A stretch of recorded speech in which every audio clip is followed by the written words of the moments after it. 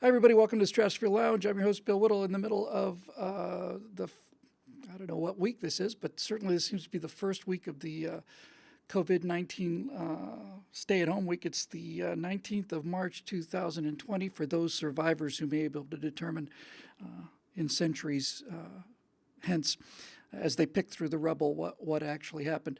But we're here in a different location. Actually, I'm not at my main machine, only because my main machine, which I just adored, a 2013 Mac Pro, just finally gave up the ghost on the video card, and I was playing about moving to the PC. This is being recorded on the PC right now, so where I do some of the other work. And I was thinking, no, I'll just move the PC over there, and then I realized, no, I got so many files on there and so much stuff on there, and so finding a replacement for that machine has been tough. It went out Friday morning, so almost a week ago. So anyway, I should have the old box back, and we'll be back in the old location hopefully by next Thursday, if there is a next Thursday. Yeah, so that hopefully will take care of that. I wish I didn't have to spend the money, but I certainly can't complain, And I don't turn the thing off at night. The screen goes dark, but I just left it running because it's one of those cool little space turbine things. Don't make any noise. I won't be doing that again. But anyway, that's that. So we're coming to you from our lockdown location here, far from the COVID-19 danger zone, which is right there. So anyway, good to be here. Good to see everybody. I know it's been a stressful week. It's going to be more stressful before we're done. The thought occurs to me, that this is the first, with the exception of 9/11, and I think this is going to be a lot more significant than 9/11, believe it or not. This is the first time, really, for many people, that they've ever had anything really serious happen. Like worldwide serious. I'm not suggesting it's not the first time you've had personal troubles or issues, but 9/11 was 20 years ago, and it's been a while since we've been shaken up. But surely we're shaken up about this. There's just so much to talk about. I'll go to questions in a little bit, but obviously just kind of get some of this off my chest, and hopefully some of it off of your chest as well. Somebody said that in the comment stream, Conductor Production said that my editing desk is messy. I prefer the term unconventionally organized. Yeah, it is a mess. It's like I'm one of those 80-20 guys. 20% of the stuff I use 80% of the time, or however that works. Creatively decorated, says known miscreants in the neighborhood.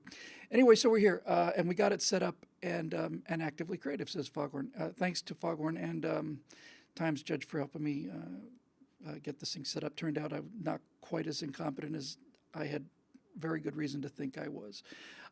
In any event, yeah, it's tough. I think to some degree, only because LA tends to be more highly populated with hysterical people. That's been my experience living here. That we seem to be, strangely enough, a little bit ahead of the country in terms of a lot of stuff.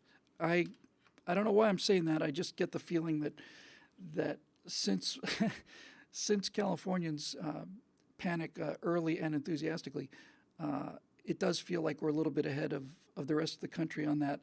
So I can tell you a little bit about this last week. I don't remember exactly when it was, but I think it was. I know we did the show last week. I should have gone back and looked at it to see where we were with this outbreak. I know we were talking about it serious, and I think that was the second show where I talked about it. Rarely, the seems to me that the if you want to get down to the absolute gist of the matter, the guts of it, we are trying to find a balance between saving as many lives as possible versus collapsing the economy. and collapsing the economy, if it went all the way, could be a bigger impact than this virus. It does help to keep some of these numbers in perspective, both ways.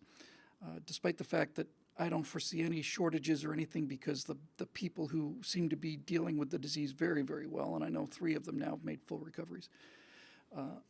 But the people who seem to be dealing with it best, relatively young, healthy people, seem to be doing real well with this. And that's important, because those are the people that are doing the farming, and they're the truck drivers, and they're the people stocking, grocery store shelves and all the rest of it. So the kind of virus, or the kind of pandemic that really lays society low, is the kind that takes those people out. If those and out permanently. Steve Darrow, and for Dave Big Booty truck drivers, the heroes, the unsung heroes of America, and I think they're going to get a little bit of their own song now, actually. They certainly deserve it. Anyway, I went through a period of real genuine anger and disgust. My wife will be able to come on some other show and tell you all about how pleasant that was. When I saw that everything was being panic bought off of shelves, just nothing, no food, nothing. And that just really, really just pissed me off, frankly. People walking out with, armloads of toilet paper, enough to last for 6 months, that kind of thing. People need to buy food and supplies, but they don't need to buy all of the food and supplies. So that was maybe a little under a week ago, and it was tough for me because, first of all, seeing empty shelves in this country is a bit of a shock. Just visually, just kind of a shock. I know that happens around hurricanes and things like that. But that was like the dark night of all of this for me. So I want to say about, 5-6 nights ago is when I was really at my lowest in terms of just plain frustration is probably the best word, anger and frustration and like, calm down, folks, calm down. And just thinking that the whole world was just going to descend into this kind of mindless panic. And then over the last 4 or 5 days, I've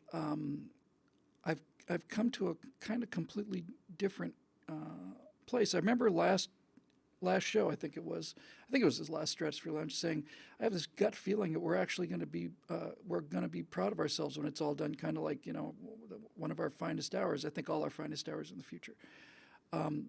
And so as time went on, I got a chance to calm down a little bit about it, because as I said last week, I'm one of those guys who wants to run to the sound of gunfire and just built into you or me or whoever. The first thing I wanted to do was go down and get infected, because I understood the mortality rates and how they broke down in terms of who's healthy, who's not healthy, and I figured the best thing that I could do for myself and everybody else is to become immune by having had it and recovered from it. My understanding is correct. Thank God we have Lord Bios on the job again. And I meant to put together a video about this, but it's changing so fast I can't commit to an opinion yet. So anyway, I'm still working on that. But in any event, the idea of like undergoing a couple days sick, and then to the degree that people get sick who are young and healthy, then after that you're immune. You can't get it, and I believe you can't give it. It basically means you can walk the streets with impunity. It actually gave me the idea that we may be seeing something. I don't guess this is going to happen, but nevertheless, the thought occurred to me that, that I wonder if the government could issue green wristbands or something, or the kind you get at nightclubs, or for free, if you, on a European plan thing at a hotel or something, you get these little marker things. You don't get immunity from COVID, you catch it multiple times. Okay, well, I didn't know about that, but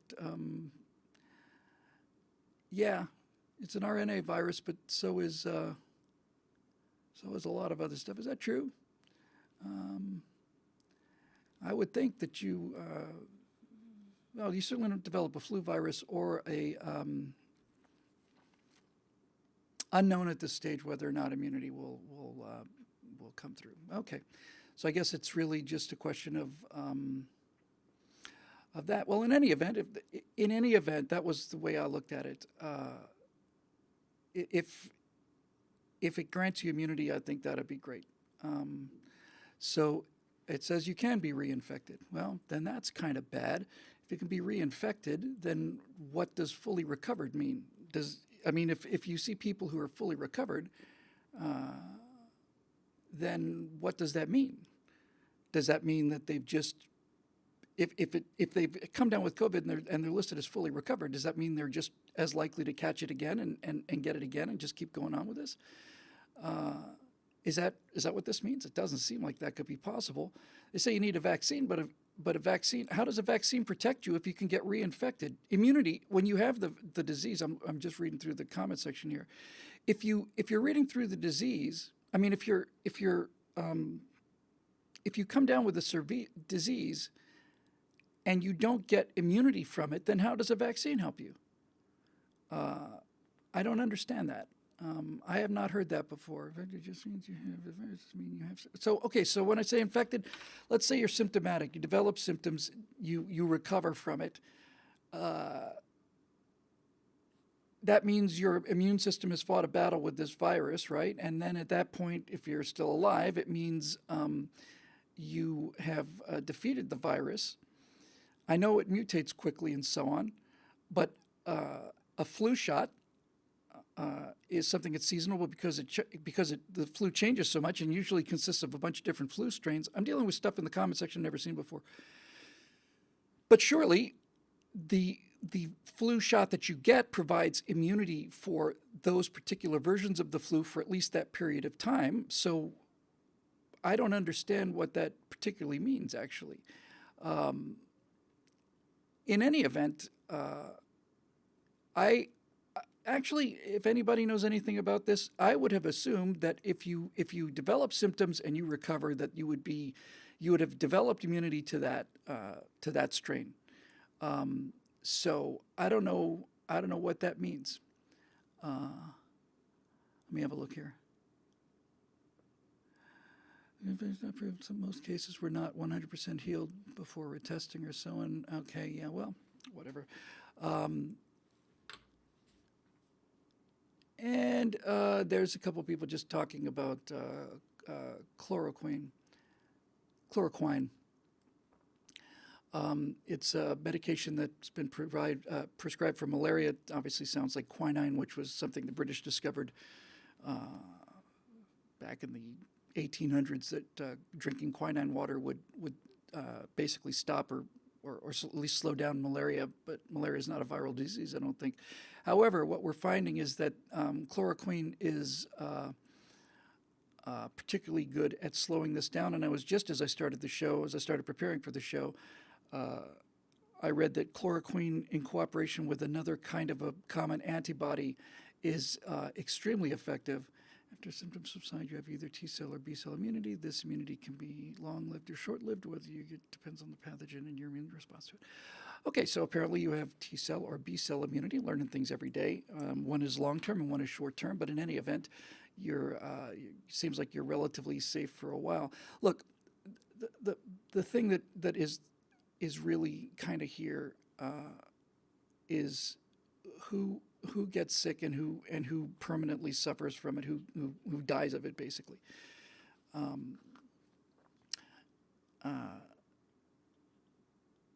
Younger people there are cases in England where younger people are starting to come into the hospital. But in any event, what this chloroquine seems to do is dramatically reduce the spread of the virus through chemical means. It's not an immunization kind of thing. It's not any kind of a vaccine. It's just simply changing the environment that the virus lives in enough to slow it down, or in some cases apparently stop it.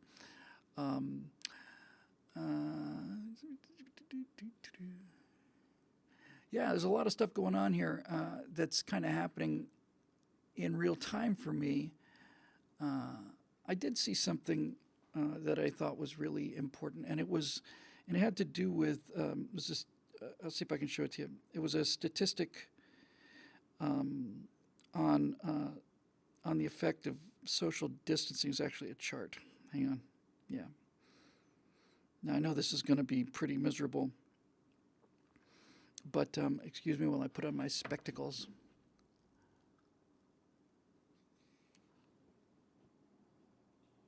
Okay.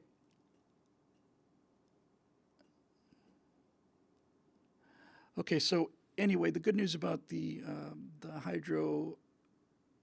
hydroxychloroquine is that it's already in existence. It seems to be relatively safe and it's easily produced, and we've got some of it, and we can make more of it quickly. And all of this stuff seems to be able to slow it down. Okay. So anyway, I have here a chart, and I'll just read it to you, then I'll show you a still picture of it. And I'm afraid I can't do much better than that because I should have thought of this earlier. But basically, this is a graphic dealing with the effect of social distancing. So right now, if you do nothing, one person with COVID-19, and this is assuming an R sub naught of 2.5 people, that one person in 5 days will infect 2.5 people, and in 30 days that will lead to 406 people infected.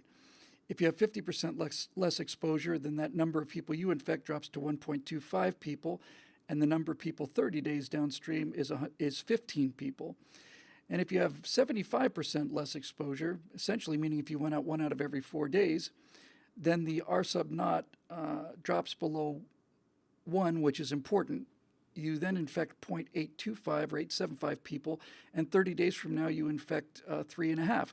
So without social distancing, one person, given the 2.5 R sub naught, in 30 days can infect 406 people. But if you have 75% less exposure, that 406 drops down to 2.5. That is a significant difference. Here's the numbers just to give you an idea of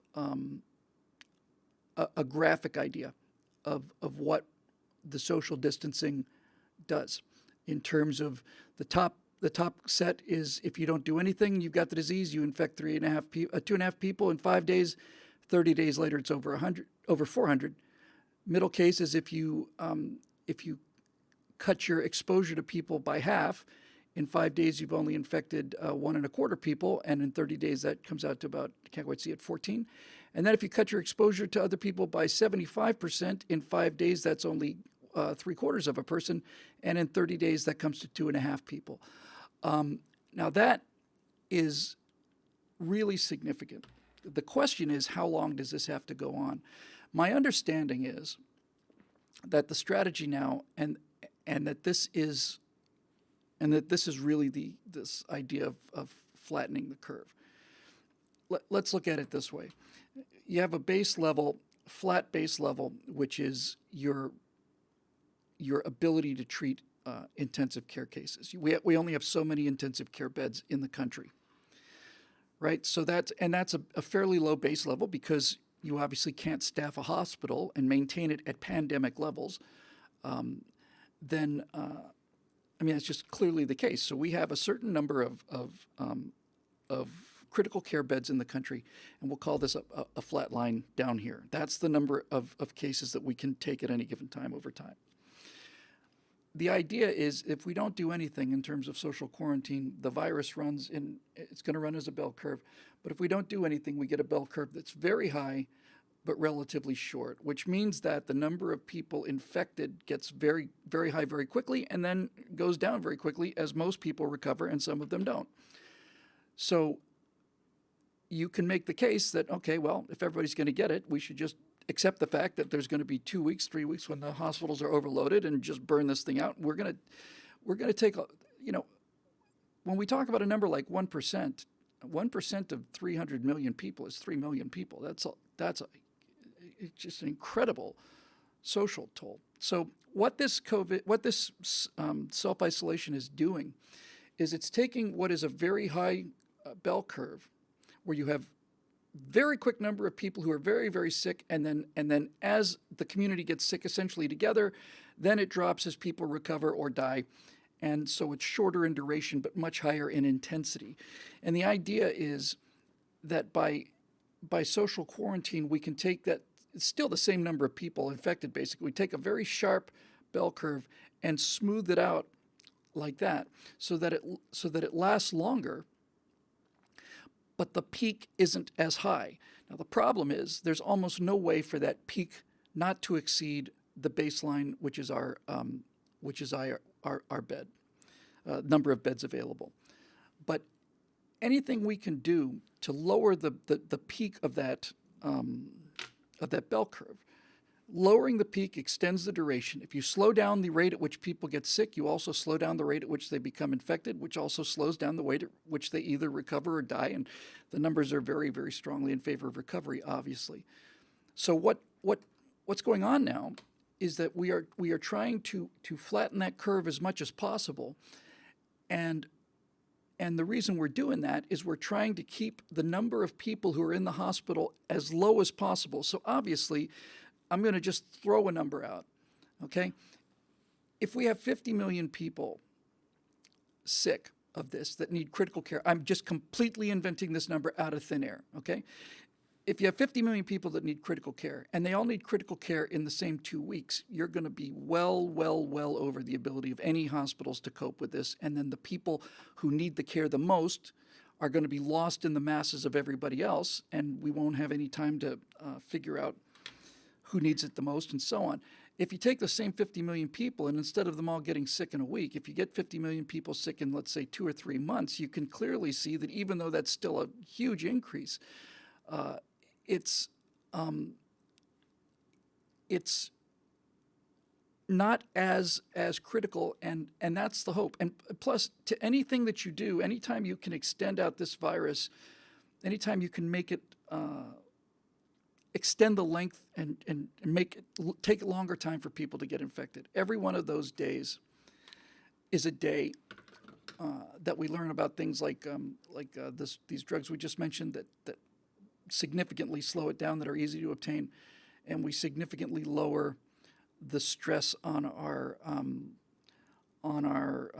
hospital beds and so on.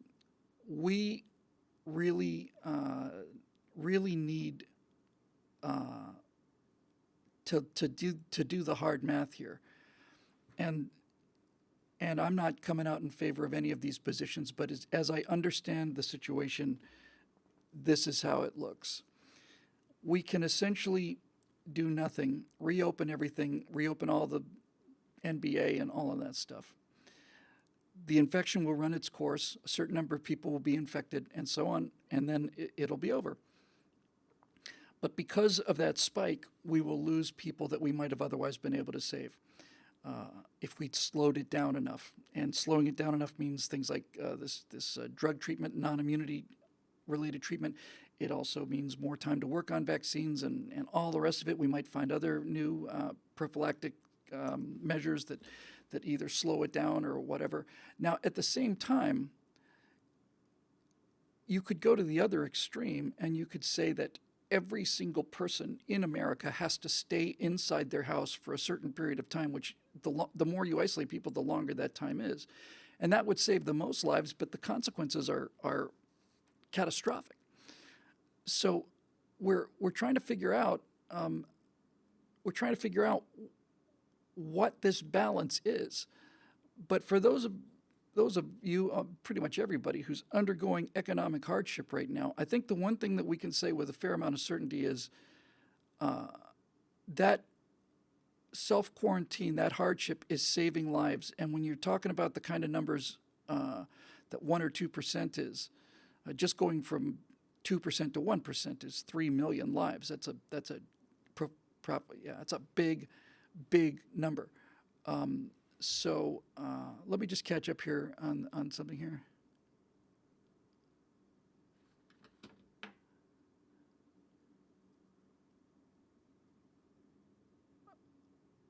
Okay, so we have a genuine medical expert in the house here, And I've been meaning to talk with him for 2 weeks now. Clearly, I'm overdue with that. A lot of it was just the loss of my main computer, which has really, just completely thrown a gigantic wrench in my efficiency. All of my files and everything I need are in a machine that's dead, and it's coming back. So what the thing is going to be, at what point? Right now, we're trying to choke the infection rate as much as possible, and it clearly works. There's no question it's working. But the question is, how much do you choke it out? If you choke it out to the maximum, in other words, if you impose maximum quarantine rules on everybody, then the economic consequences become more and more severe, and eventually they become catastrophic.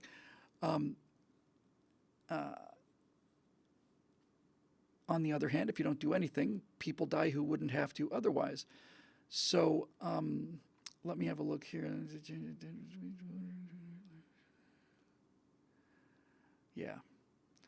One thing that's being mentioned is that we had this kind of thing in SARS in 2003. It gave us 17 years to be prepared for this, and we didn't do it. And the reason we didn't do it is for the reason that we don't do anything until we get hurt by it. Something we could talk about for a bit, something I know a little bit more about. And this is a quality of human nature that doesn't seem to go away no matter what we do. We are always aware of threats that are out there, and we always know that there's something we can do about them, and we always know that if they should happen to arrive, the results will be very, very bad, but we don't do anything about it until we get bitten by it. Terrorism is a great example. It's a great example in the sense that we knew that terrorists were out there. We knew that terrorists were talking about attacking America. We dealt with the Oklahoma City thing, and then we dealt with the World Trade Center thing, and we thought, well, we dealt with those relatively well. Definitely took some losses, and Oklahoma City was a particular tragedy. But it looks like, we can more or less contain this thing, and we'll just keep doing what we're doing. And so Bill Clinton has a chance to take out Osama bin Laden, decides not to because of the legal repercussions of it. And then 9/11 happens. And then all of a sudden, this particular problem that we've been talking about for a long time suddenly has our full and undivided attention. So it helps to remember. Goes along with my idea of how this is actually kind of a vaccination for society, so that when we deal with this again, we'll know what to do. We did, more than what we knew to do going into it. But it helps. It actually helps, I think, to remember, for those of you who are old enough to remember, what it was like in the days after 9/11, and then in the months after 9/11. Just kind of go back to those times. In the first 2-3 days after 9/11, everybody was just stunned. I was working in a movie studio, just an editor in a movie studio, and every car that went into the parking lot had to stop and search the bottom of the car for explosives, with a guy with a mirror on a stick. And we thought any second now, any minute now, this is just the beginning, and it's going to get worse. And that lasted for quite a while. I clearly remember, somewhere around day 3 or 4 after 9/11, I had a window that just happened to overlook south towards LAX. And it's just an endless stream of airplanes landing there. And then for 3 days, there weren't any airplanes landing there. Nothing. There was nothing in the sky. And when I saw the first one come back to land, when they slowly started to reopen the civilian air traffic, I remember seeing an airplane in the sky and feeling like, okay, that feels good. That's better. But if you were there and you remember it, there's this initial state of it's not so much panic as just astonishment. I think that's really it. Looking back on what I was so angry about with this panicked buying, the people who were in the stores were not acting in the nature of people who who were panicked. You can certainly make the case that they're panicked, but I suspect more than anything, it was just uncertainty. We don't know what's going to happen, so the prudent thing to do is just get as much food as we possibly can. And the reason I say it doesn't look like panic buying is because I talk to a lot of people in restaurants. I talk to people in grocery stores and so on. And the one thing that's striking about this, and this is important to remember because it's really time for us to be looking at good signs as well as some of the bad signs. No one who was bulk buying this stuff was sweating and elbowing people out of the way or punching people in the teeth.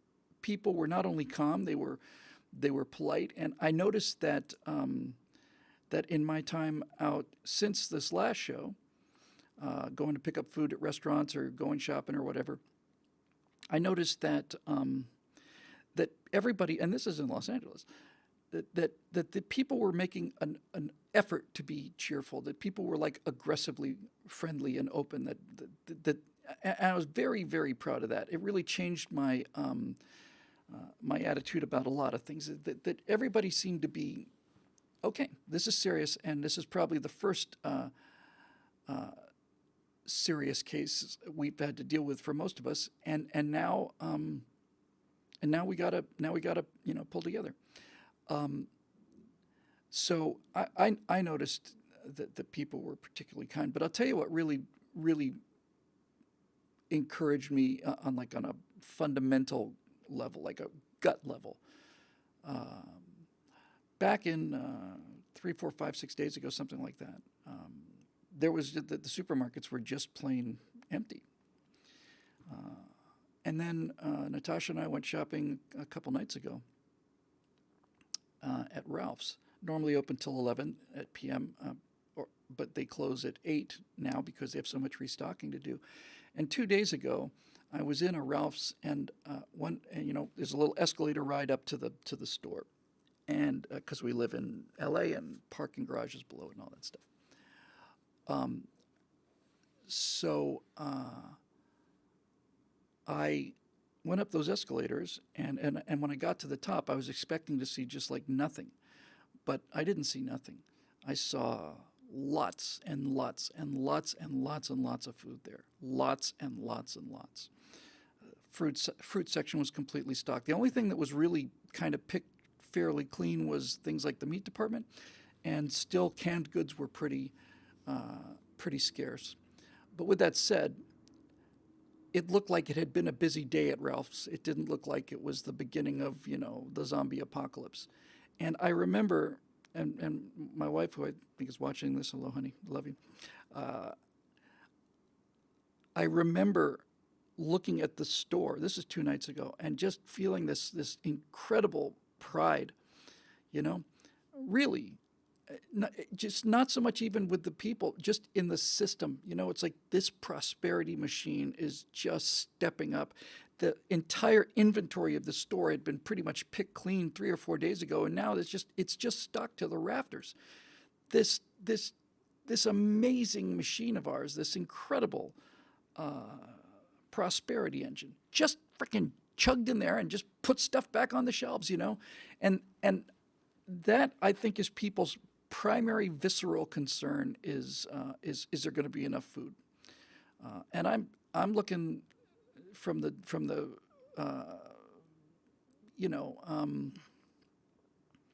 the point of view who's getting sick and how long and so on. It doesn't seem like there's going to be any biological reason, any disease reason to expect that the food will stop coming. And again, that's thanks to guys like Dave Big Booty, who's one of our resident truck drivers out there all the time. And my hat's off to you, man. And it always has been. I've always known that the truck drivers are just the guys that keep this country working. And they are they're working now. And I was so unbelievably encouraged by that, the rapidity that the shelves were restocked, and that a quick glance up and down the aisles, again with the exception of like meats or canned goods, there's just an abundance of food. There's too much food. There's just tons and tons of it, and that just filled me with a real pride, real pride, and some confidence too. Um, the the economic issue. Um, Dave Big Booty says, please do not dash in front of the big rigs on the highway. You should never ever do that. But now, if you do that, you just don't do that. It's a little hard for me today for this show to stay a little more concentrated. I know I'm always all over the place anyway, but the comments here are very interesting to me, and I'm learning a lot about stuff here.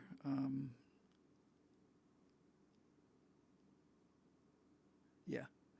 We did see at Ralph's that certain items were limited to 2 per household, which I thought was reasonable and smart. And so now the question, of course, is what happens now and where do we go from here? I had mentioned 2 weeks ago, when this thing was still largely on the horizon, I had mentioned 2 weeks ago that one of the things that's going to set in is panic fatigue. And I don't know if anyone else has used that term, but I thought it was the exact term. The question is, how long can people stay in the house? People can stay, and we have plenty of history of this because we've had deadly pandemics throughout the history of this country, throughout the history of the species, in fact. People can lock themselves in their houses for extended periods of time as long as there's evidence that it's necessary to do so. My friend Brent said proximate immediate evidence of danger. I think that's pretty much it. Proximate and immediate. It's got to be close and it's got to be serious. I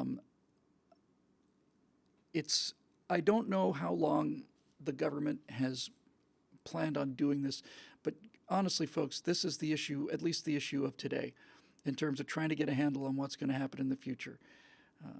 And the question really is, how much throttling do you do of the disease? You could declare martial law and make sure that no one ever goes out on the streets. I believe they're doing that in France, or at least parts of France. You can be arrested and fined, and I think I've heard that about San Francisco as well. But where do you draw the line?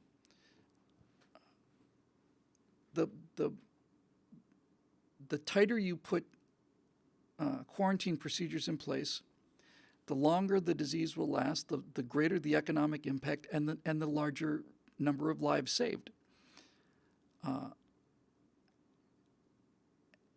What do you do?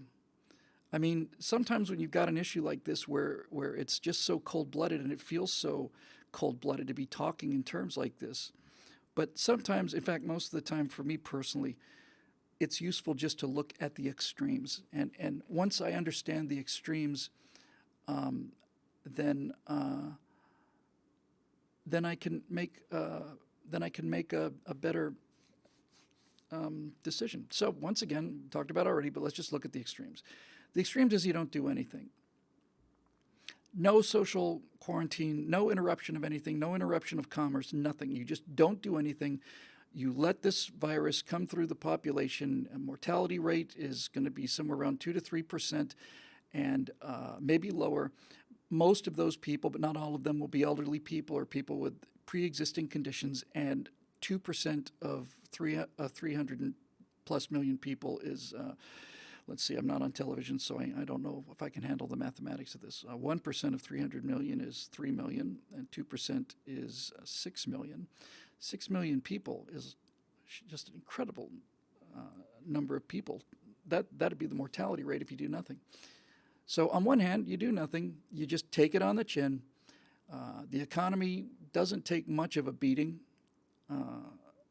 Society goes through a period of intense mourning, but nevertheless, and a short, but relatively short, but incredibly intense, unbelievably intense level of overcrowding in hospitals and just plain breakdown of the medical service system, and whatever panic that might lead to as well. The other extreme would have been to say the second we realized that this was loose in the country, you lock everybody into their houses, deliver food in, sacks of rice or whatever, disinfect those, lock everybody into the room, and then you cut the transmission rate outside of the household from household to household. You cut it down to near zero. Now you've really put the control rods into the virus, and the virus spreads much, much more slowly, and maybe enough to be able to isolate it, although that doesn't seem to be the case. So then what you're doing is you're stretching it out, and you're keeping that would be the strategy of keeping deaths to a minimum, would be lock everybody in the house for 18 months. That is the strategy that says this is how we save the most lives. But certainly that's not something that we can do either. And so how do we find out what's the answer here? And I suspect, and I don't know any other answer to this, I suspect that we're just going to feel we're going to feel it. That there's not going to be I don't see how you could possibly calculate a number at which point, okay, now we can loosen up because we've got a number of deaths down below a certain number.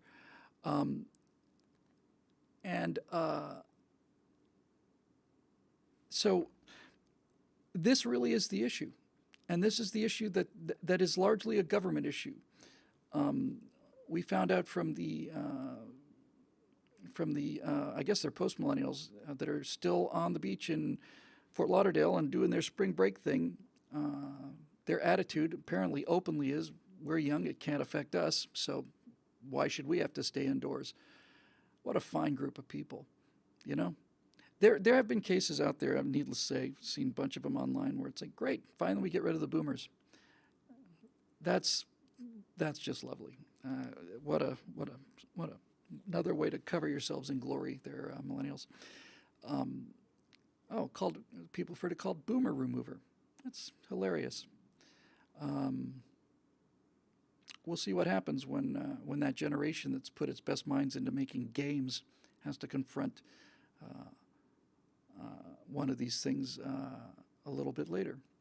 So I don't know. I mean, frankly, I'd love to tell you I have answers or things, but I don't really know. It's fun to talk to people who are also reasonable people, and source of enormous pride for me that the Stratosphere Lounge crowd is composed of steely-eyed missile men and women. Most of them are extremely reasonable. The situation is pretty unknown and to some degree unknowable. Somebody's going to have to make some political decisions. I think President Trump, especially lately, has been exceptionally good. I think he was probably a little weak in the beginning, to the degree that I was too. Like it's a tough flu. But once you do the math and start seeing enough of a base across the world, not just in China, you're talking about making decisions that are going to save the lives of hundreds of thousands of people, or conceivably millions of them, and at the cost of economic damage. And folks, that's the scale. If I can do anything in this particular show, it's not news to you, but basically, that's the equation, right? That's the equation that everything now is based on: lives versus economic damage. It's that simple. And you don't know what's going to happen. Lord Bios are certainly one of our most knowledgeable people about this, one of the most knowledgeable people I've seen on the internet anywhere. Extremely flattered and grateful that he's in our comment section for the Stratosphere Lounge shows. He said this has been one of the best public health responses he can ever remember. He doesn't know if Trump deserves credit, but he didn't get in the way, and there's that. Yeah.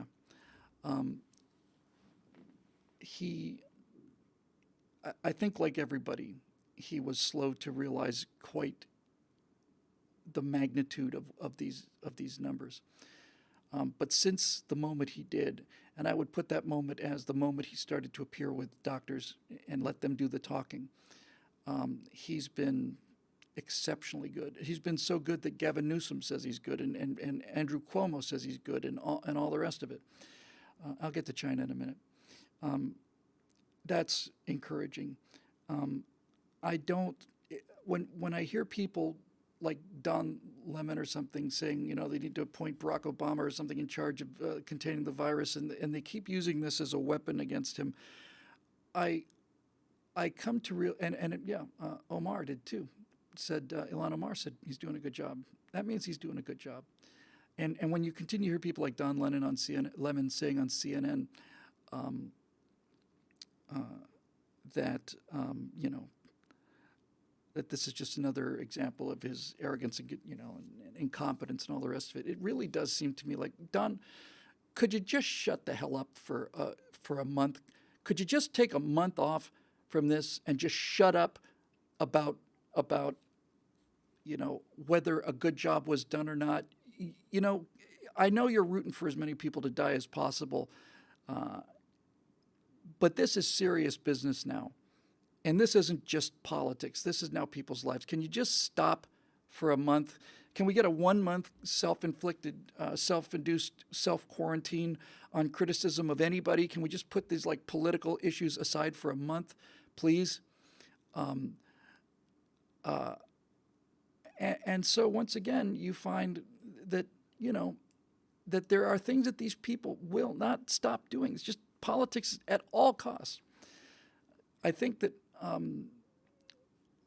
one of the things that's going to happen after this is over is that we're going to be considerably more united as a country. I really do feel it, and I feel like the attitude of the people I've met on the streets has just impressed me enormously. Everybody's got this look like, all right, well, we're in for some very serious business, and it's going to get worse before it gets better, and we'll deal with it as best we can, and then we'll come back. And I think that's exactly right. And I think this is the first, seems to be the first pandemic in history that I'm aware of, because SARS never really completely got out of 60 million people infected in the United States. Yeah, so anyway, I don't know. A lot of this stuff is just me not wanting to speculate about the medical stuff, because that seems to be changing all the time. In any event, I'm not even guardedly optimistic. I just think that this is long overdue. We've known this kind of thing could happen. It's happened. And now we have to deal with it. And because it's happened, as always, we will be well prepared to fight the last war. When this is over, pandemic threat will not be a theoretical in the same way that American domestic terrorism attacks were a theoretical before 9/11. After this is over, this will be something real. And I can give you a couple just really quick examples of this. People say, we should have done this, we should have done that, and it's criminal negligence on the part of insert name here. Look, there were multiple cases of the solid rocket boosters having burn-throughs prior to the Challenger disaster. Multiple launches had shown that the O-rings were failing or had failed, had burned through, and they continued to launch the space shuttles because it didn't blow up yesterday, and it didn't blow up today, so chances are pretty good it's not going to blow up tomorrow. Exact same situation with Columbia. Foam had been coming off the external tank on a number of missions. They've been seen striking the orbiter on a number of missions. It hadn't caused catastrophic failure of the orbiter before, so chances are it won't cause catastrophic failure this time. And so they launch again, and another 7 people die. And another space shuttle is lost. And this is human nature. It'd be nice to talk about a world where it's not, but it is. And that's just the way we're built. You just have to accept that. I think You just have to accept it. And now the question is, all right, now we're in this mess. What can we do? And also, let's make sure we don't do this again. Hang on a second.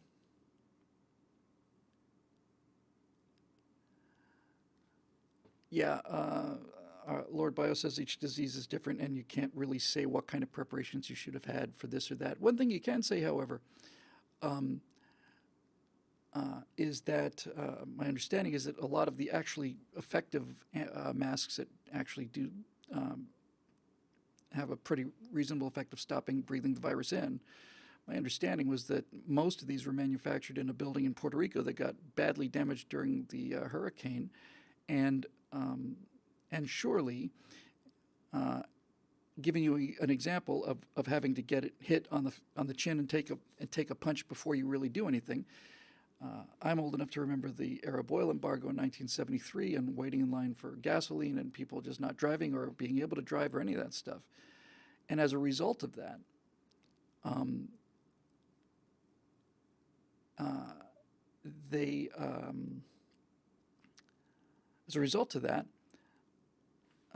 we developed the strategic oil reserve, which means we're going to buy a whole lot of oil and a lot of gas. We're going to stick it a hole in the ground in case we need it, and that was a response to something. So certainly, there could be something along the lines of this, of a strategic mask reserve, a strategic respirator reserve. We don't have to build all of our hospitals to pandemic capacity, but certainly we can distribute and pre-position a number of the things that we would like to have more of now. Trevor from Florida says, this is breaking news, that California governor issues statewide order to stay at home effective Thursday evening. What does that mean, stay at home? We're already staying at home. We go out for they've just done this in San Francisco earlier. Stay at home. To what degree? I don't know what that means. Does it mean stay at home unless you need to be at home? Does that mean everybody stays at home and nobody goes to work anymore? Does it mean you can't go out grocery shopping? Does it mean that the Uber people can't deliver food? What does stay at home mean? Yeah, and this kind of thing is just plain silly. Don't leave your house without government authorization or else, really. Now, this is a comment that's not what's in the law. You know what? That's important enough for me to actually see what he has to say about this, because it's unenforceable. Stay at home. Let me see what he says. I want to know what the actual terms are. Okay, it was 4 days ago. All I'm seeing is that 4 days ago, Governor Newsom said residents 65 and older stay at home. Now, that's a different story than everybody stay at home. And I'm not seeing that showing up anywhere. So, again, if that's what he's saying, that 65 years old or older should stay at home, that's a reasonable piece of advice. I don't see any, let me check again. I don't see anything that sounds like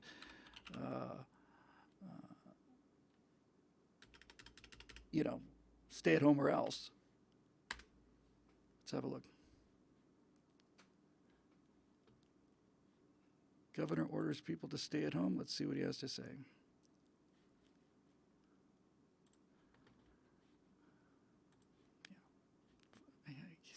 Bloody thing. Hang on a second. The ad blocker is causing me not to be able to see this. Stay with me.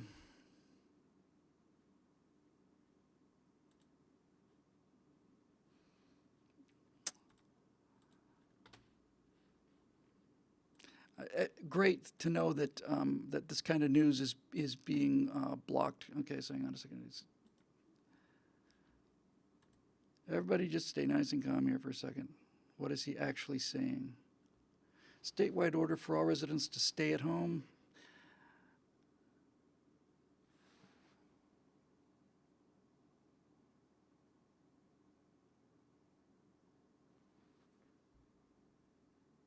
Okay. Essential services will stay open, such as pharmacies, grocery stores, takeout, delivery, restaurants, and banks. So, what does this mean, stay at home?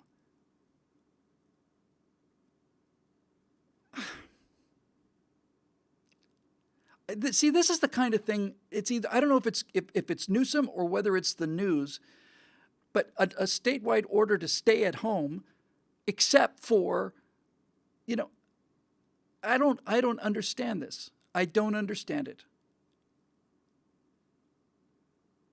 He's basically saying that the number of diseases is increasing. Number of cases is increasing. No kidding. No kidding. We know about this. We know it's going to happen. We knew it was going to happen. Hang on. I'm sorry to have to interrupt this, but this is just the kind of thing that actually can get us in real trouble. Okay, so non-essential businesses to close. I know that. You can't go to restaurants are closed in California. You can't go to a restaurant and eat in, but you can go to a restaurant and take out.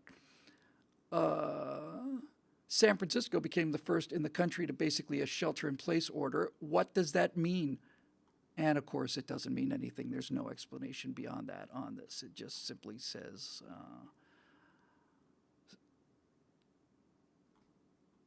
all right. I am tempted to, hold on. CNBC News says the caption here is Governor Gavin Newsom at a news conference in Sacramento, California, Monday, September 16th, 2019.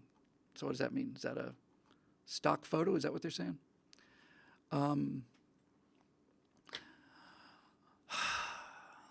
Let's see. All right, everybody, this is nice to deal with in real time, you know? This is a great way to figure out what we can actually expect here. Let me see the statewide order. Ordering all individuals living in the state of California to stay at home or at their places of residence except as needed to follow the federal critical infrastructure sectors.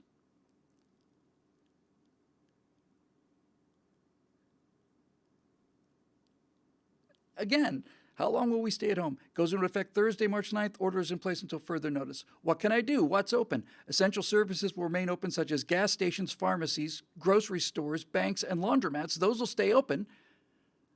But we have to stay at home. What does that mean? This is insane how this is worded. It's insane. What is he trying to say? Is he trying to say that large groups of people are no longer going to be banned for a while?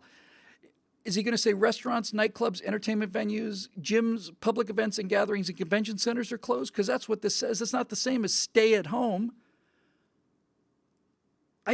I swear to God, you know, when this thing is all said and done, really, when it's said and done and we're looking back on it, what's going to emerge from this is that the people who have failed us the most are politicians and the press. They cannot possibly get any information straight, and they can't do it in a fashion that makes any rational sense. Stay at home is about as sensible as the bullet button restriction on the AR-15. It's how can he possibly issue an order that says from now on you must stay at home? Oh, and by the way, here's what's open: gas stations, pharmacies, food, convenience stores, takeout and delivery restaurants, banks, laundromats, and laundry services. Those are still open. But stay at home. What does that mean? God almighty, these people. I swear to God. I really, honest to God, I'm glad we got to do this in real time here on the Stratosphere Lounge, folks, because this is the kind of thing that really, really is going to have to go when we get through this. And when I say have to go, I mean there is going to be I think there's going to be an enormous call for an actual news media, and we're going to have a real serious talk about what kind of politicians we have and how they behave in situations like this. Let me just advise Governor Newsom here. precisely what this Californian is going to do. I'm going to do what I continue to do. I'm going to stay at home unless I have to be out. If I have to be out, I'm going out, and that's that. And wow, wow, isn't that interesting?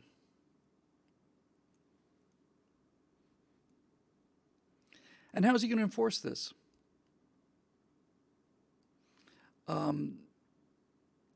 How's he going to enforce this?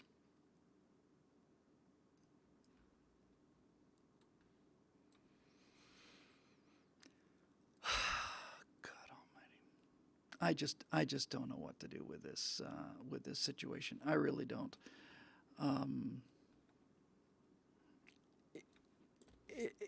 It's so. It's a one of the things that Scott Ott has often said about membership at BillWhittle.com. He says, "Find your people," and he's got it exactly right. I'm looking at the comments in the comments section here, and I'm not seeing anybody panicking. I'm not seeing anybody freaking out. The only people I'm seeing panicking and freaking out are the news media and the politicians. So I guess we're going to have to do a deconstruction of the governor's order. If the governor says that grocery stores are still open, then that tells me that I can go to the grocery store.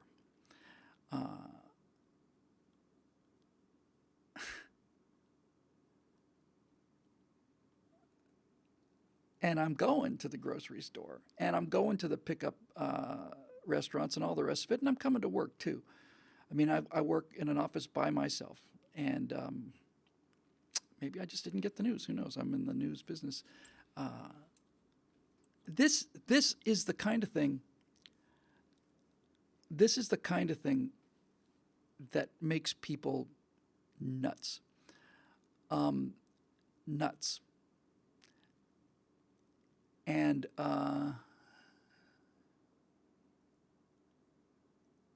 yeah.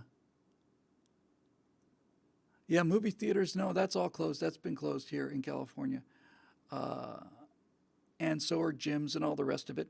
And again, what's closed? Dine-in restaurants, I knew that anyway. Bars and nightclubs, I knew that. Entertainment venues, I knew that. I knew about gyms, fitness studios, I knew about public events and gathering, I knew about convention centers, I knew about all of that stuff. And I wasn't going to any of them because those are already closed. If what's left open is what was open previously, then I'm going to do what I was doing yesterday before he made this insane announcement and scared the living daylights out of people. Wow.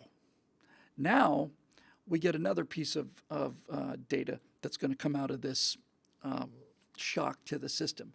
And that data is going to be not only how does America perform compared to the rest of the world, not like this is the Olympics, but as a way to look at a economic and political system, how does America compare? And the other thing that we're going to learn is how do the states compare with each other.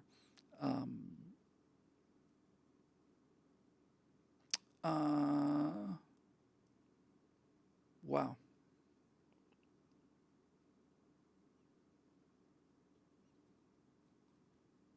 And for how long? Until further notice, really.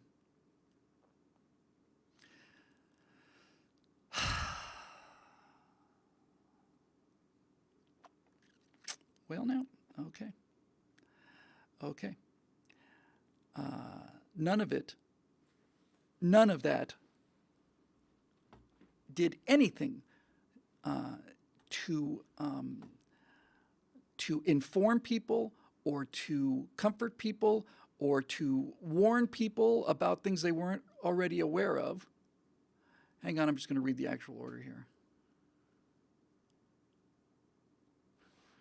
Sorry about the delay here. Hang on a second.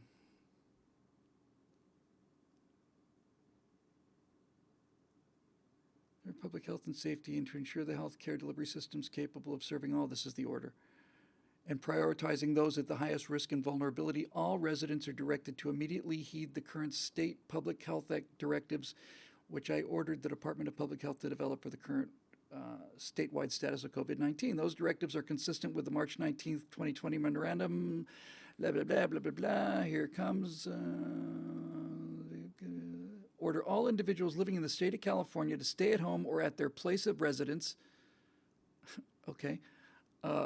Except as needed to maintain continuity of operations of the federal critical infrastructure sectors as outlined at, and here's a page. In addition, in consulting with the director, may designate additional sectors as critical. Okay. All right. Wow.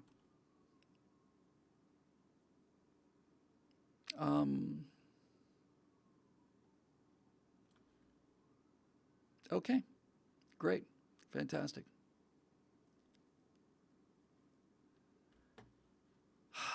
Now we'll see. Well, that's interesting news. That's definitely interesting news. So I guess I'm going to need to.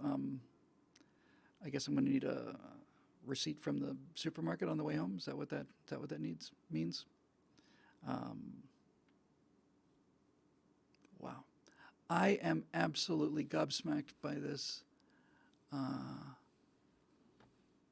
Yeah, roof Koreans. We're saying people should be roof Koreans, get out there and defend our own thing here. But yeah,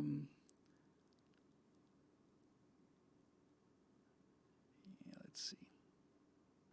I'm just going through the comments section here because this is one of those very few shows where we're dealing with things in actual real time and developments are happening on camera.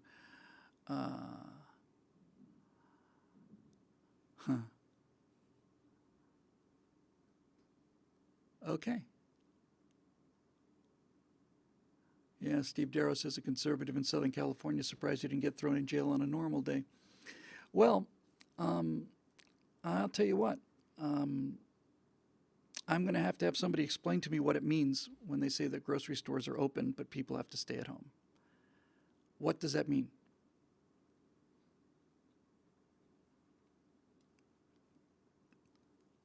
I'm listening.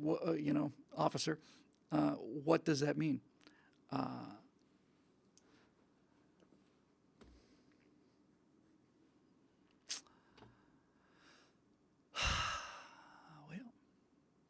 except to get food. Okay. Then why don't you say that? Why don't you say? And people are saying, well, order online and have it delivered. Okay, so what does that mean? Does that mean that do you have to be an Uber driver? Do you have to show credentials to show that you work for Postmates? What does that mean? Grocery stores deliver, okay. Do they deliver in special cars with green sirens on the top or green lights? And what does it mean? People say grocery stores deliver. Yes, grocery stores deliver and restaurants deliver, but grocery stores don't deliver to everybody who needs groceries. That's absolutely batshit crazy thing for him to say. Oh, for the love of God. I really, honestly don't know what to say about this. And by the way, it's just in state. Yeah, figures. People always ask me, what would it take to get you to leave California? Well, I guess that's going to be an interesting question. Really going to be an interesting question.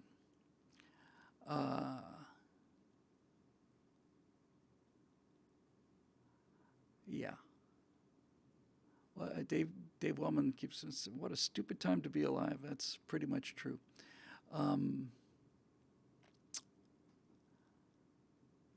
Well, I don't know what to say about that. I really don't. I do know I'm going to the grocery store, and thanks, Gavin. Thanks very much for clarifying that.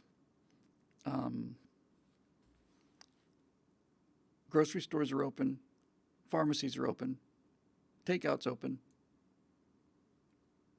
You can't leave your house.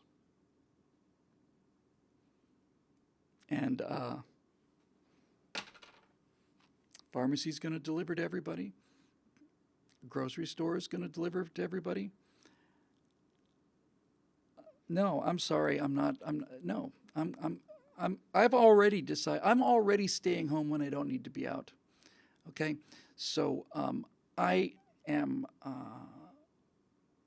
I'm already doing the smart thing. But that just. I mean, seriously, it's not even a question of the consequences. Well, it is.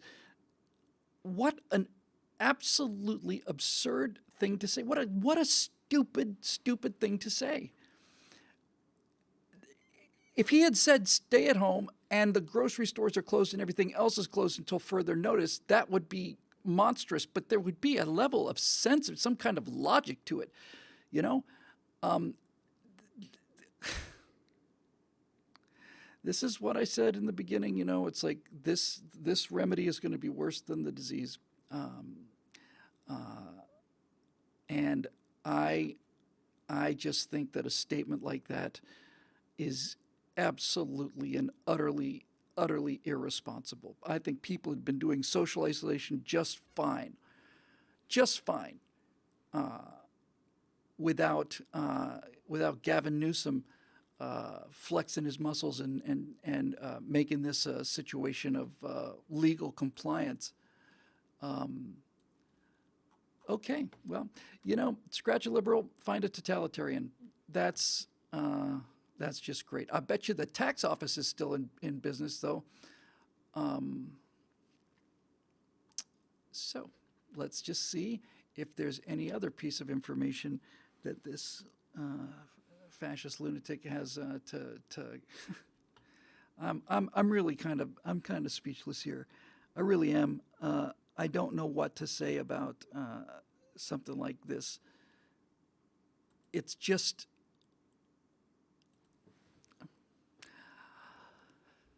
Well, all right.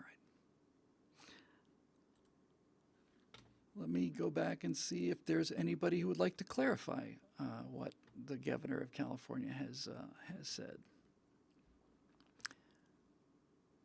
Hang on.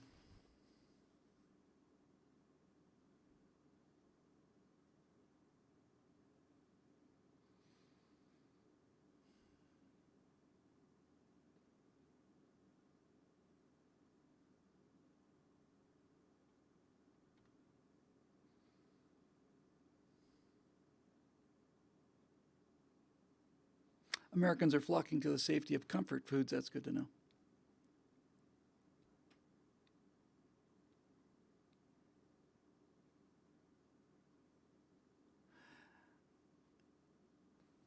This is just plain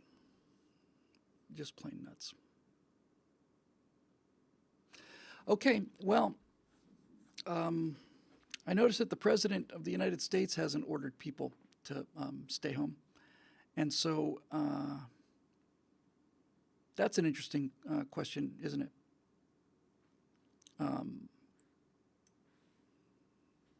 I'm gonna like to get people's opinions on this, and then I'll probably head home.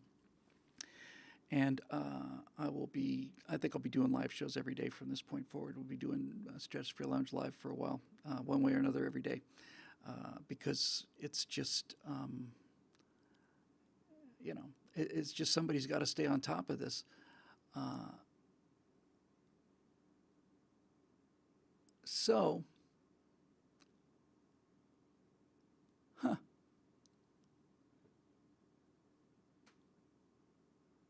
how about that?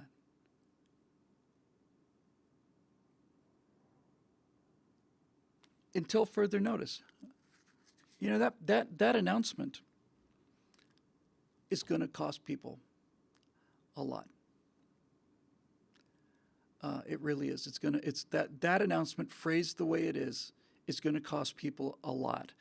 The goddamn governor of the state of California is going to have to clarify for me if his announcement means that people can go out and buy food, yes or no.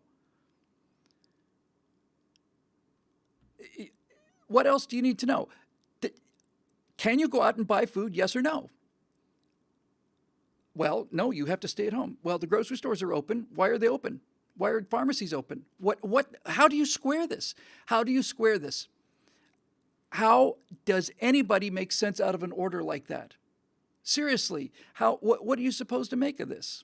My inclination is that I'm going to go out and buy food and do all the rest of it. And if an officer wants to question me about why I'm out, I'm going to say, well, I went out to buy some food because these things are open. And if if the governor says that you can't leave the house under any circumstances, then that means that these things are closed. God almighty, what a bunch of miserable, miserable, miserable, worthless politicians we have. Just absolutely worthless. I think President Trump's leadership's been superb. And imagine my shock that it's California leading the nation in this kind of like totalitarian panic. Wow. Okay. Until further notice. It's incredible. It's incredible.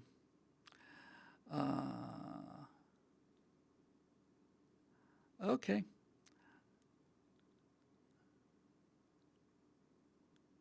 I'm just reading again.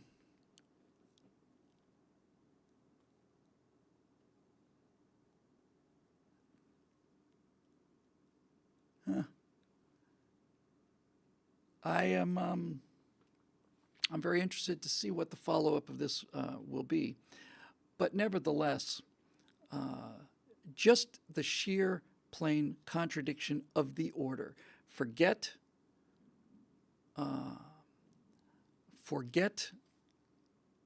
the order itself. The contradiction of it is beyond my comprehension. It's beyond my comprehension. And who do I ask about this, by the way? Anybody have any suggestions? Anyone have any suggestions about who I ask about whether I can go out to an open grocery store? Who's going to clarify this for me? Are we going to put little rotating lights on the top of Uber Eats and Postmates cars because they're entitled to I'm really quite gobsmacked by this. I really am. I'm really quite struck by this. And I think one of the things that I'm most struck by is until further notice. That's reassuring. If somebody were to make the case that we are now at the point where the infection rate starts to go really exponential and that this was going to be enforced for 48 hours, okay. But I don't know what to say about that. I really don't.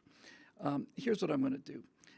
I am going to take my webcam home with me, and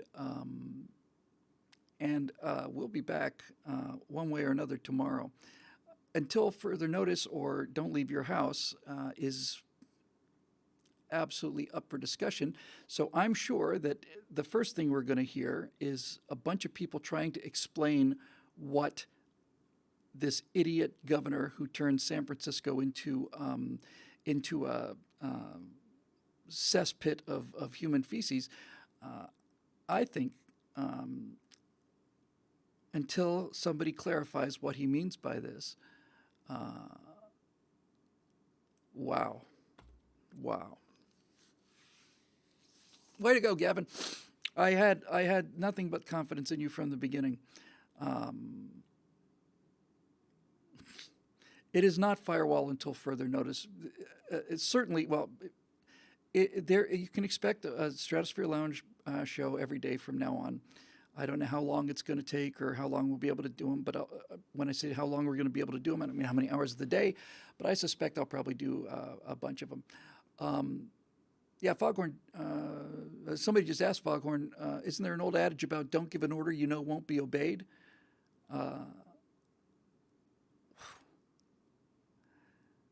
Yeah.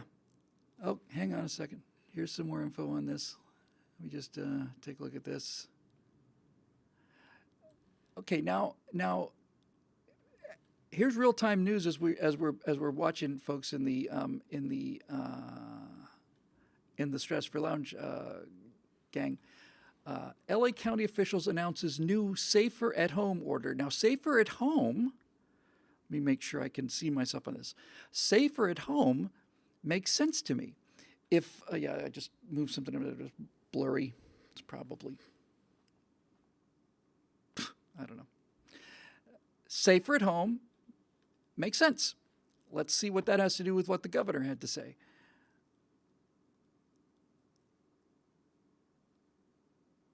What's the date on this?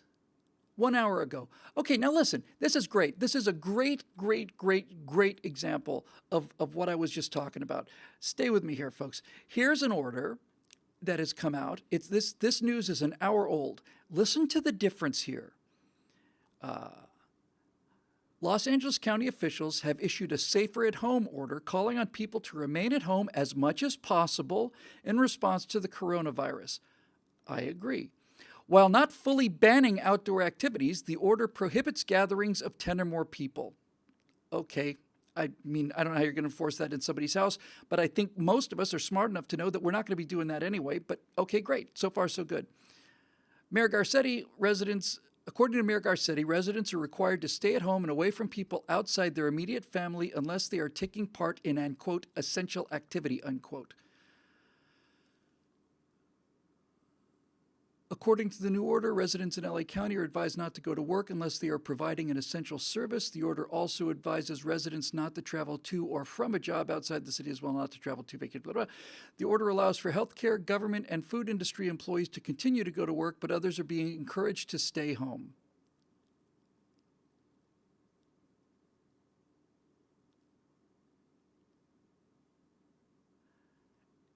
Here's an update.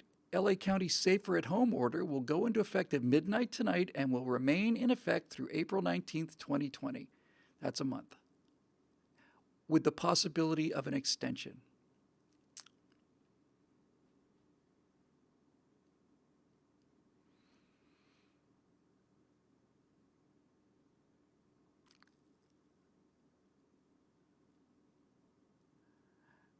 We're about to enter into a new way of living here in Los Angeles for a period. What we do and how we do it, and if we get this right, will determine how long this crisis will last, says Mayor Garcetti.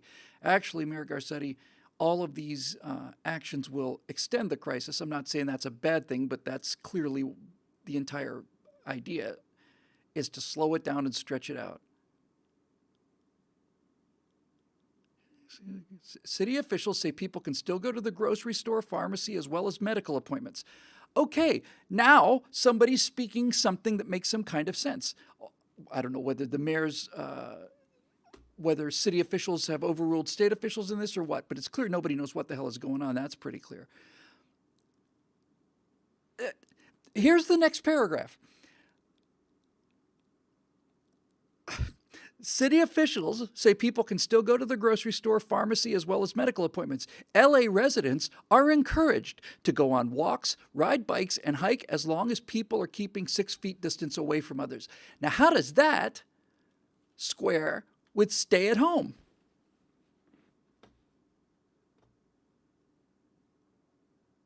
Supervisor Catherine Berger, chair of the Los Angeles County Board of Supervisors, says hardware stores, plumbers, healthcare operators, and transportation services will remain open.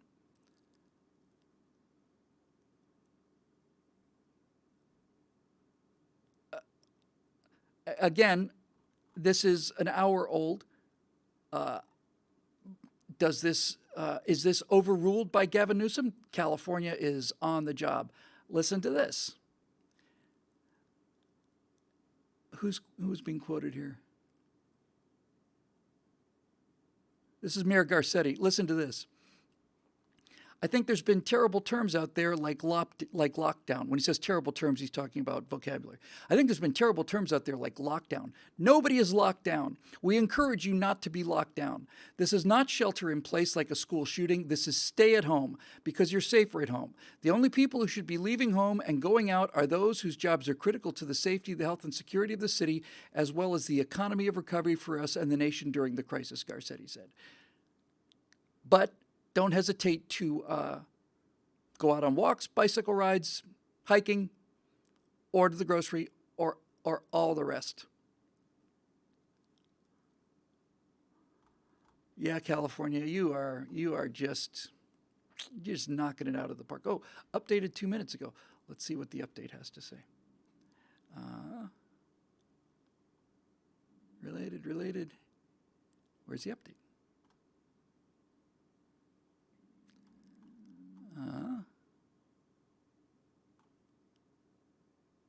I'm looking for the update.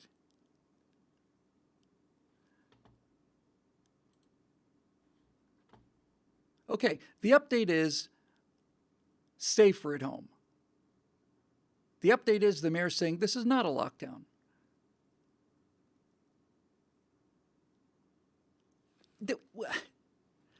Look, let me just ask something, okay? Just for the comment section, because we do this show live, and obviously most people see it when it's recorded. Is it just me? But this is the same article and the same press release. So is it just me having a problem processing this? Because it says Los Angeles counties have issued a safer at home order calling on people to remain at home as much as possible in response to the coronavirus. While not fully banning outdoor activities, the order prohibits gatherings of 10 or more people. According to Mayor Garcetti, you're required to stay at home and away from other people unless you're taking part in an essential activity. And then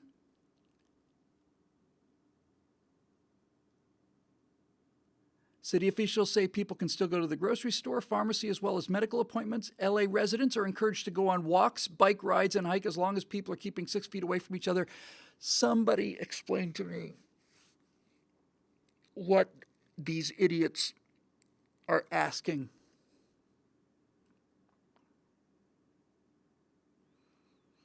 You're required to stay at home unless you work in an essential industry. But you can go out to the grocery store. You can go for bike rides and hikes and stuff. Just don't get closer than 6 feet to people. Okay. Wow.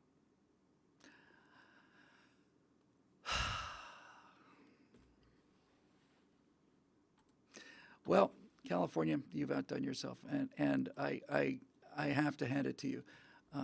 Despite the fact that I have had nothing but the lowest regard for your capability, your competence, and all the rest of it, you've managed to exceed my expectations here. So, I wonder if that's going to cause a run on the stores. I wonder if this is going to cause people to panic and run down to the supermarkets and buy everything that they have in stock. I wonder.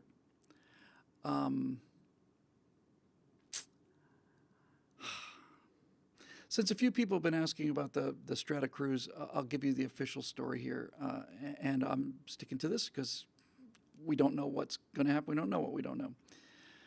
Latest that I'd heard was that cruise ships are going to be not sailing under any circumstances until April 19th, and that cruises are scheduled to begin after that date. So as far as we're concerned, from the travel agent and so on, it's still on for May 15th. That's the position I'm going to maintain until I hear otherwise. Needless to say, we're going to play it by ear. And the reason I say that that's still our position is because given how fast things are happening here, April 19th, a month from now, seems like an eternity. 2 months from now, God only knows what's happening. So I'm just going to stay by what the cruise ships line is telling us, and we may find that this whole thing by April 19th, we may find that all of this hysteria and nonsense is either unwarranted or irrelevant or in the past, one way or another. Who knows? I'll tell you one thing. Assuming that it's safe to go, I need a cruise in a big way. I really do. I think that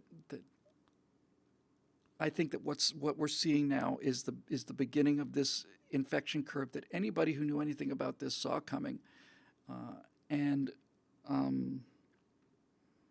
if I understand my biology correctly, if this thing was already contagious prior to showing symptoms, this was not going to have a whole lot of effect.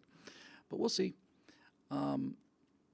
Anyway, I'm going to go home and I'm going to talk to my wife and sit down and figure out what we're going to be doing in the house.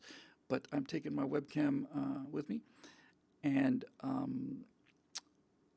we will be back tomorrow. I'm going to have to let Scott know about the Bill Whittle Now show that's scheduled for tomorrow. But I will.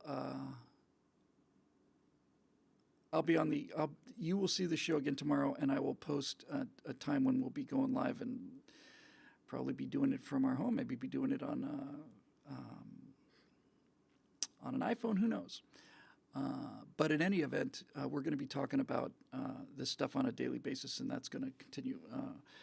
Stratosphere Lounge will continue on a daily basis until further notice. Yeah, Natasha can guest star. You bet your life she can. Well, that's one of the more remarkable things I've ever seen,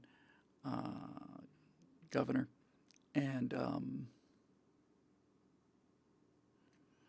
I just am absolutely baffled by that and what that means. That's just plain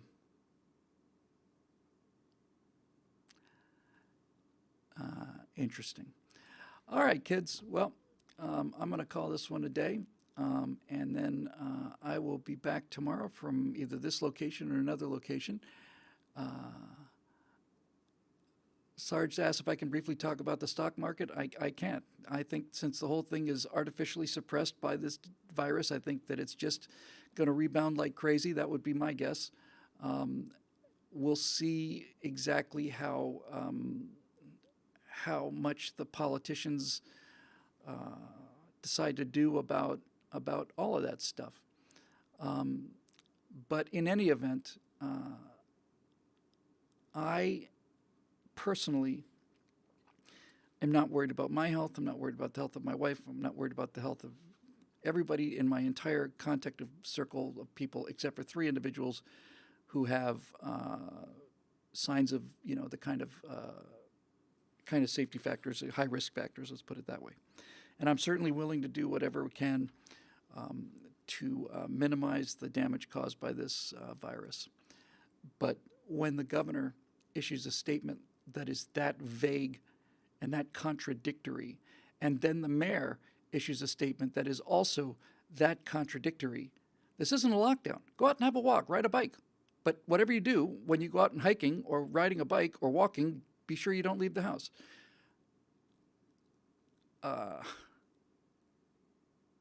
That's, you know what, folks? Here's what I'm going to leave you with. That's government, but that's not America. That's not America. That's government.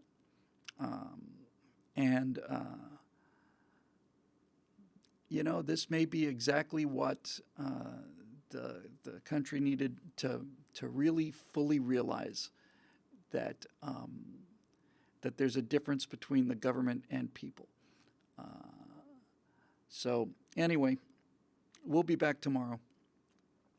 And we might be back several times tomorrow.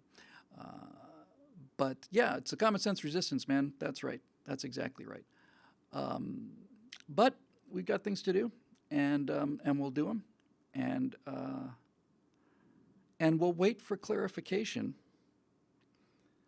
from the what is it? How many people here? 50 million people in the state who are utterly perplexed by the wording of this from a guy who can't do anything other than say, this is what I have ordered because of COVID-19,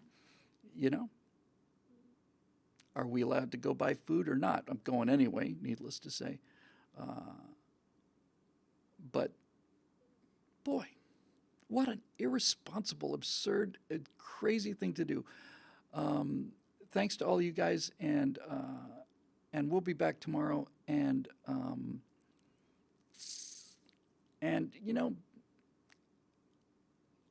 the thing that is so comforting to me in all of this is really just the reaction of the people who are watching the show and the people who'll be watching it on YouTube and all the rest of it. I am talking in real time to Americans all over the country and to people all over the globe, for that matter, who are completely calm about this. They're not. They don't have their heads stuck in the sand. They're not saying, "Oh, it's all fake." No, they're responsible adult people who are willing to do what they can do to minimize the impact of this. And they're not losing their heads.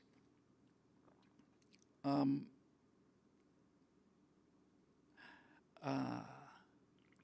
don't know about the rest of the country. I know that the politicians are varying. Your mileage may vary. California has gotten what California deserves. It's the most liberal state in the nation by far. People have always said that Californians are just completely around the bend in terms of common sense. They're right about that. And now the governor has issued a statement that says don't go outside, and the mayor has issued a statement saying, oh, you can go out for groceries and stuff and walks and hikes and stuff. Just, And this isn't a lockdown. They're using terms that we don't like lockdown. No, it's not a lockdown. You just can't go outside or else you get in trouble with the law.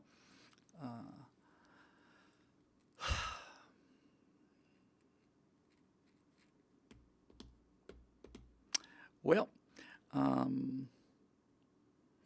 that's I'm just simply at this point I'm just waiting for additional information, because certainly I can't be the only person in the state who's a bit confused by these government statements.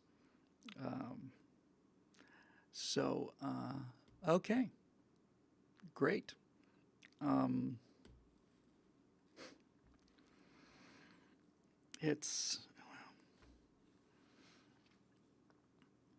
We're going to be fine, folks. We're really just oh, wait a minute, hang on a second. Here's an update. Here's more. Hang on a second. Let's see what this has to say. Hey, looks like I'm using ad blocker. But can I see this one ad if you don't mind? Newsom orders 40 million Californians to stay at home in the nation's strictest lockdown. Late breaking news here. Hang on a second.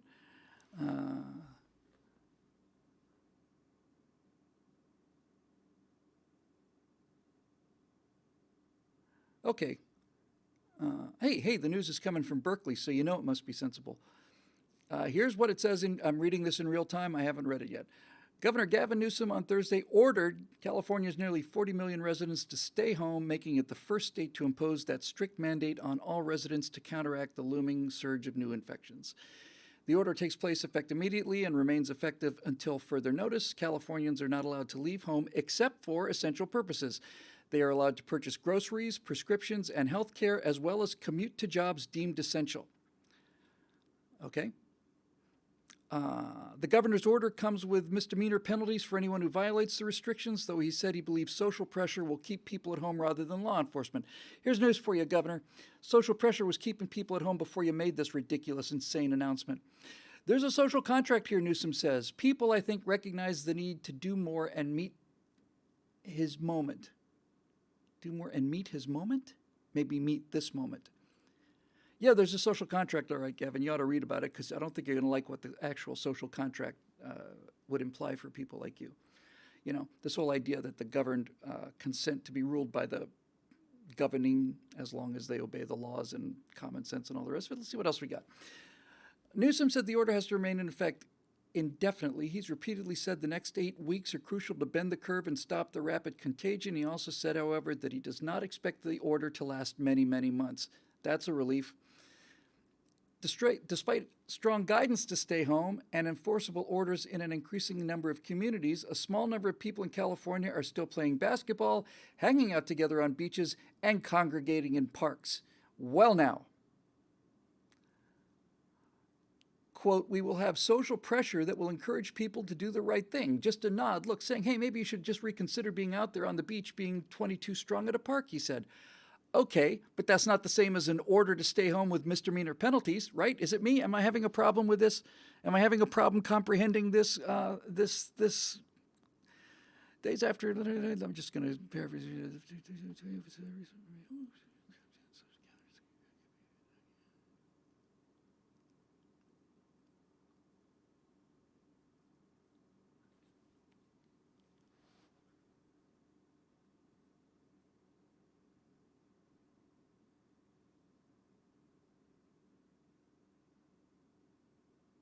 Sorry.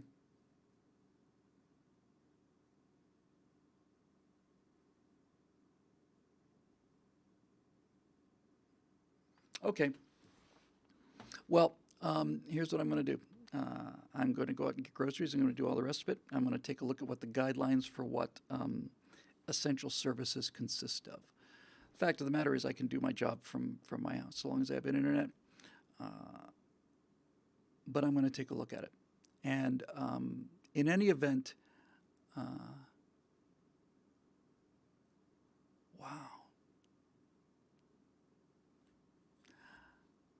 All right. Well, we'll have more news for you. I'm assuming I'll probably be on the air tomorrow, and we'll be just doing a bunch of these as the need arises. Yeah, freedom is an essential service. No fooling. All right. Well, people have asked me. They've asked me since I've been doing this why I live in California. Why? Why do you stay in California, Bill? And my answer has always been, well, if you're going to be a volcanologist, you got to live close to the volcano, right? So now is a chance to really test this theory. You can just consider me and a few of our other friends in the Stratosphere Lounge Club to be American patriots who've been caught by this virus and forced to endure quarantine in a foreign country, meaning the People's Republic of California. So I'll let you know how things are going here. You can continue to let me know how things are going out there in America. I wish I was there. I really do. But in any event, it is historic times that we're living in here, folks. And we just don't know what's going to happen. We're going to have to see what happens every day by the day. I'm going home to my beautiful wife, and I'm relaxing in my comfortable house, and I'm going to make a little trip to 7-Eleven later. I'm not going to buy everything in the store either. So I suppose that one thing this will actually accomplish is it will probably allow supermarkets to replenish their supplies more, I would imagine. But anyway, yeah, hey, Bill, move to Texas and start Hollywood 2.0 out there. You bet. Anyway, that's going to do it for this edition of the Stratosphere Lounge, brought to you by the paying members of BillWhittle.com, who allow me to continue doing these broadcasts, and for whose support we're always grateful for, but especially today more than anything. We'll be back tomorrow, and we'll be back until this madness subsides. We're not going anywhere.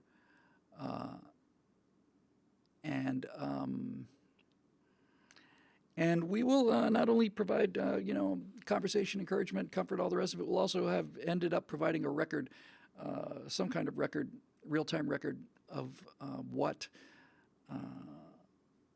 this looks like. And I'm looking forward to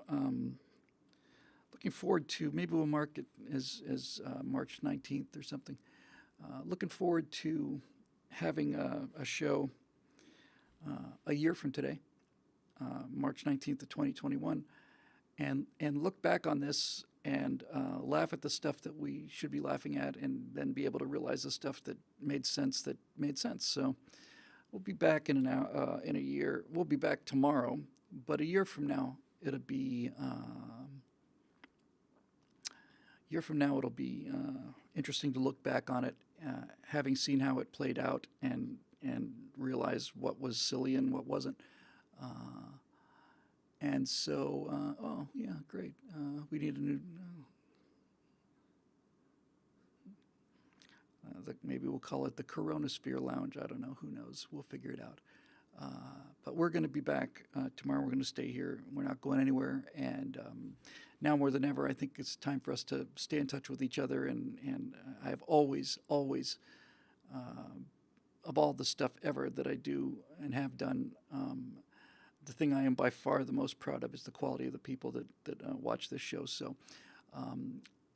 we will hang in this together, and we'll have each other to talk to, and we'll have each other to consult with, and because of the quality of the people that are involved with this, watching this show, we're going to get accurate information. We're going to get warnings about things that we should be worried about and things that we shouldn't be, and we'll figure it out together.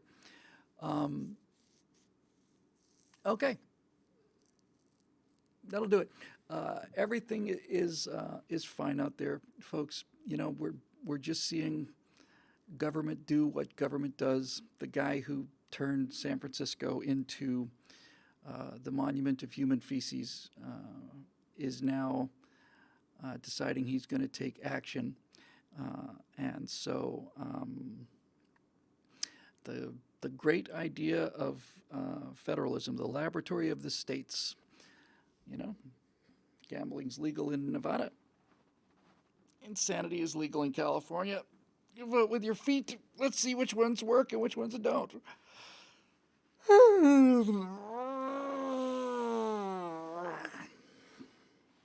I suspect tomorrow we'll talk a little bit about China. And I'll just close on China by saying this. I don't blame the Chinese for this virus having originated in their wet markets, although they know and have known that this has been a source of the problem. And I'm going to grant them the same excuse that I grant everybody else and all the governments around the world. It didn't happen yesterday. It won't happen till tomorrow, and so on and so on and so on. But I tell you what I do blame them for. I blame them for covering up the information once it was clear for them. I blame them for lying about the extent of it when it was clear for them. I blame them for not providing accurate information now to the World Health Organization and the rest of the world, because they are 50 days ahead of everybody, and we need to know actual numbers, not the stuff that they've been feeding us. I blame them for that. And the thing that I blame them most on regarding this Wuhan virus is this idea that they're blaming the United States military for it. That they're claiming that the U.S. Army managed to sneak something into Wuhan and create this virus. That's an official position of a member of the Chinese government. And so if you're going to be being guilty of something happening that you didn't expect, or at the very least didn't happen yesterday, you get the same pass for that I give everybody given human nature. But once you start lying about things, once you start keeping information, once your public embarrassment becomes greater than the lives not only of your own citizens, we've known that forever, once your public embarrassment becomes more important than the lives of people around the world, then at that point, China, you can go straight to hell. And you're gonna. If you really think that you could have contained, that keeping this from the rest of the world might have saved face for you, you miserable face-saving bastards, well, you were wrong about that. And if you think that keeping the actual numbers from what's actually going on right now in China, if you think that is helping to protect your reputation, you're wrong. And if you think that blaming it on the United States is somehow going to get you out of this, you're even more wrong. That was the one that made it personal for me. That was the one that made me say, okay, you know what? To hell with you. To hell with you, seriously. If you're not going to take responsibility for this, and if you're not, and more importantly than that, much more importantly than that, if you are not willing to cooperate with the rest of the world and help all of us get through this thing that you've started, then you deserve the status that you are going to attain. And that status is you are going to be a pariah nation for this century and the next century and the century after that. I never, ever once believed in the Chinese century bullshit. I never believed it. Never. I always knew this was going to be America's, going to be the place of the future. And I have been saying it from the beginning. When they cannot conceive of the idea that the regular crew members on their destroyers are capable of fighting fires, when that is beyond their comprehension, a society like that is not going to lead the world and is in fact not even going to be in the running. So there you go. You wanted it. You made your bed. Now you can lie in it. And at this point, what you've done and how you've done it has gone from the okay, well, accidental breakout, okay, well, we didn't see coming, into this kind of intentional, psychotic cover-up, denial of information that could save lives around the country, and I mean to see that you pay for it. And I think the rest of the world feels the same way. And I think Americans more than anybody feel the same way. You know, we were open with you. We moved our factories there for your manufacturing. We thought that was good for us, good for you. If you think that after lying about this, after lying about it and releasing false information and all the rest of it, if you think people are going to go and if you think people are going to put factories in China again, you're out of your mind. If you think that they're going to keep factories in China, you're out of your mind. If you think I'm going to buy anything ever that says made in China that is absolutely not obtainable and utterly necessary, those would be the conditions. If I absolutely need it and I cannot get it anywhere else, then in that particular case, I'll do it. But that is going to be it.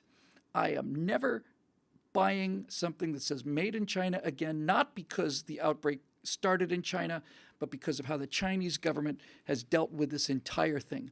They are communist dictatorship, and their time has come and gone. And go ahead and blame it on the U.S. military. Go right ahead. You see what that does. See what that does to people's attitude. This is like watching. This is worse than what the Russians did with. Let me rephrase that. I beg your pardon. What the Soviets did, what the Bolsheviks did with Chernobyl. This is much worse, and if they think they can get away with it, they're going to get a message loud and clear. It's like Henry V allegedly said, you know, he was fighting the French in this whole campaign, and he you know, was fighting all these battles and so on, and finally, when they say, come and surrender or whatever. I forget exactly whether it was the cue of the herald coming to say, beg for mercy and we'll let you go, or whether it was when they slaughtered the page boys or whatever. But there was a line in Henry V where he says, I was not angry until this moment. Because war is war, but then there's insult on top of it. And when I read this accusation that this was actually a result of the U.S., then okay, I am now I'm taking this personally, and they're going to regret it. As California goes, so goes the nation. I don't believe that anymore. I don't believe that's been true for 20 years. All right, well, we'll see. Interesting times. You guys, I don't need to tell you to be careful because you're already careful. I don't need to tell you to do anything because you know what you're doing. You're adults, you're citizens, you're responsible people who don't panic. And to the degree that you can find other people who feel the same way as you do, or people who at least could be convinced not to panic, now might be a good time to introduce them to the Stratosphere Lounge and a dose of common sense as we face like really the first crisis that this generation has faced. And you know, we'll get through it, not because of the government, but in spite of them. That's the lesson for today. All right, kids, thanks for joining us. Be of good cheer.